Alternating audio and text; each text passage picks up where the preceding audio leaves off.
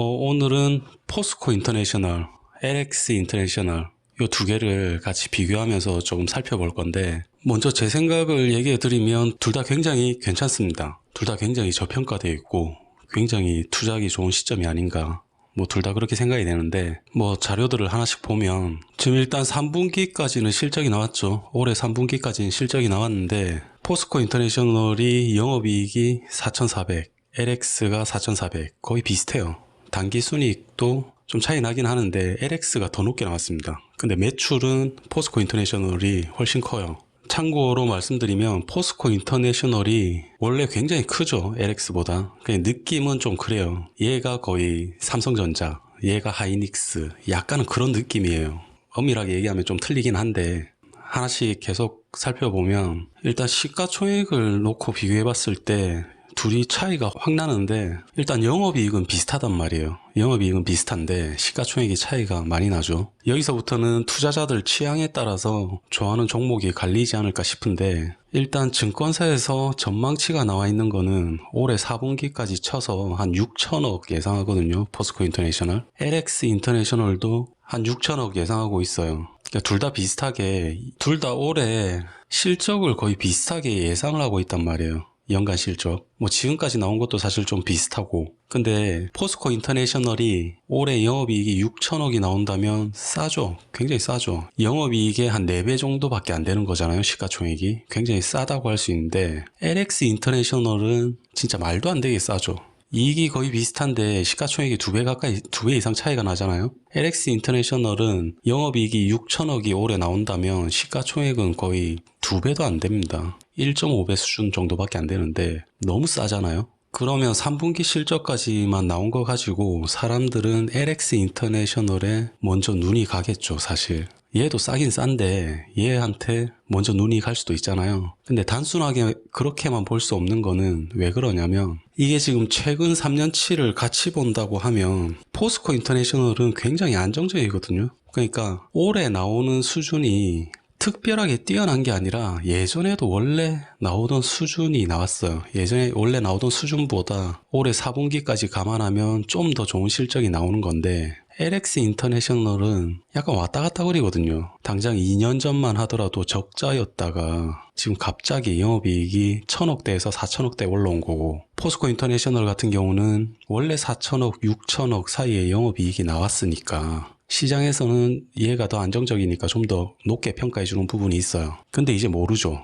LX 인터내셔널이 올해 나온 게 지금부터 계속 좋게 이렇게 나온다 그러면 얘가 확 올라가 줘야 될 것 같고, 느낌상. 그래서 여기까지만 딱 일단 봤을 때는 매출은 포스코 인터내셔널이 2배 이상 많은데 영업이익은 비슷하다. 그러면 얘는 좀 마진이 좋은 사업이고 얘네는 조금 마진이 그렇게까지는 좋지 못한 사업이다.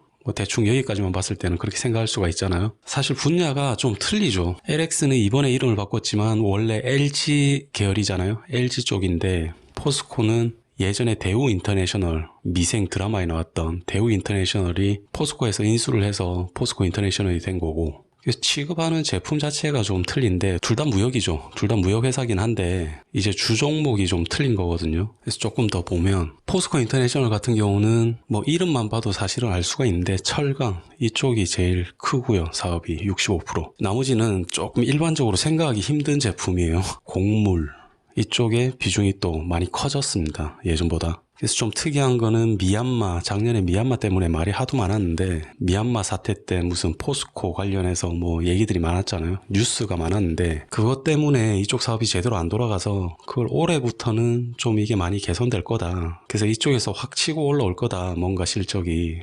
그런 얘기들이 있어요, 일단은. 그리고 원래 대우 인터내셔널을 포스코가 먹었던 이유 자체가 요거죠. 자동차 부품. 이쪽이랑 그 식량 관련해서 원래 작년부터 이제 좀 나오고 있는데, 실제로 새롭게 시작하는 사업 중에 이제 돈이 되는, 예전에는 돈을 계속 집어넣기만 했으면 지금은 이제 돈이 수익화되고 있는 그런 쪽이랑, 대우 관련된 상표권 이쪽에 로열티가 매년 계속 커지고 있더라고요. 작년에 한 69억, 70억 가까이 되고, 그전에는 한 40억 정도 수준이었는데 이게 계속 커지고 있고. 고객사가 조금 그래요. 얘 수출 비중이 중국이 14%, 자기네 수출 중에 아시아가 총 66% 정도 되는데 그중에 제일 높은 거는 중국, 근데 그 다음은 미국. 얘네 둘이 안 좋으면 뭐 영향을 당연히 굉장히 크게 받겠죠. 그래서 포스코 인터내셔널이라는 회사 자체가 대충 어느 정도 사이즈냐면 대한민국의 1%입니다. 대한민국이 수출 이만큼 하면 거기서 한 1% 정도는 포스코 인터내셔널이 수출한 거예요. 대한민국 수출 수입에서 적은 비중을 차지하는 게 아닙니다. 이 회사 하나가 대한민국의 1%예요. 그 정도면 굉장히 큰 물량이죠. 회사 하나가 대한민국의 1%라는 것 자체가, 회사 하나가 움직이는 물량이 대한민국의 1%를 차지한다라는 것 자체가 어마어마한 규모죠, 사실은. 근데 여기 같은 경우는 당연히 수입도 하고 수출도 하고 두 가지를 같이 하니까 환율의 영향을 굉장히 많이 받을 수밖에 없고, 우리나라는 자원이 별로 없으니까 포스코의 뭐 철광석이라든지 그런 것들 전부 다 구매해서 오는 게 약간 이쪽 계열이거든요, 전부. 그래서 지금 포스코 인터내셔널 같은 경우는 사실 기대되는 쪽은 되게 많아요. 자동차 부품 이쪽 계열이랑 식량, 곡물, 그리고 뭐 에너지 관련된 거, 미얀마 가스 뭐 요런 쪽. 그렇게 해서 지금 이 실적이 앞으로 나빠지는 것보다는 좋아질 가능성이 굉장히 높다. 그리고 지금 주가의 수준도 굉장한 저평가 수준이다. 올해도 실적이 굉장히 좋게 나올 텐데 그거 감안했을 때 굉장히 저평가다. 그리고 이 회사 두 개만 놓고 봤을 때는 얘는 굉장히 안정적이고 어느 정도 대한민국에서 차지하는 비중 자체가 작지 않은 무역회사라고 하면 우리나라 최대 무역회사 정도라고 볼 수 있지 않을까 싶은데, 얘 같은 경우는 일단 과거에 약간 왔다 갔다 거린 것들, 이런 부분이 있으니까 이게 약간 그런 거고, 대신에 올해만 놓고 봤을 때는 화려하거든요. 실적이 너무 좋은데 거기에 대해서 이게 너무 메리트가 있으니까, 너무 저평가돼 있으니까. 그래서 LX를 또 살펴보면 이쪽은 그래요.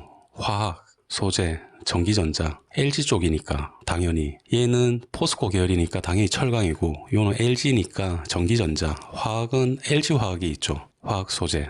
근데 생뚱맞게 헬스케어 뭐 이런 게 들어가 있는 걸로 보이는데 이거는 저도 사실은 잘 몰랐어요. LX 인터내셔널에서 코로나 진단 키트, 보호장구 뭐 이런 거 수출하더라고요. 근데 이 비중이 이번에 좀 적지 않아요. 그리고 LG화학이라든지 뭐 이런 쪽에 걸려 있는 거 관련해서 2차 전지, 원료 관련된 광산 뭐 이쪽 개발하는 거 새롭게 하고 있는 거랑, 이쪽은 또 성장성이 높은 거, 이쪽 분야에 신규로 투자하는 게 몇 건씩 있다. 전기전자, 석유화학, 당연히 자회사 중에 LG화학이 있으니까 매출처는 LG전자 여기가 제일 크더라고요. 47%. 당연히 포스코는 포스코 계열이 제일 큽니다.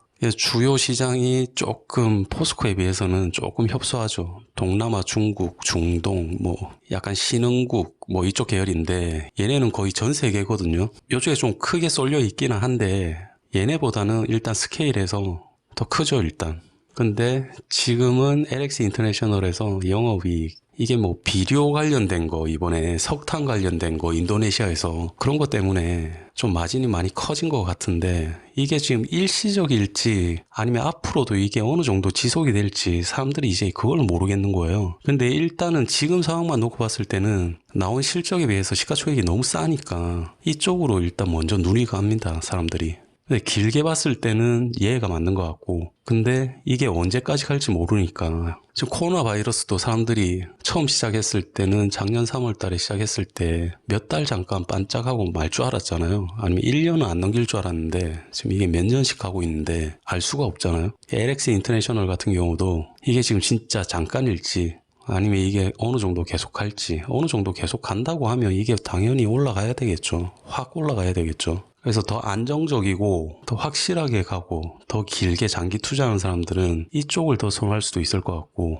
좀 더 빠르고 더 큰 수익을 원하고 변동성을 자기가 좀 더 감당하겠다 이런 사람들은 이쪽을 가는 게 맞을 것 같고, 어찌됐건 회사는 둘 다 괜찮아 보여요. 제 눈에는 둘 다 괜찮습니다. 둘 다 괜찮고 굉장히 좋아 보이긴 한데 일단 딱 비교는 될 수 있을 것 같아요. 두 회사가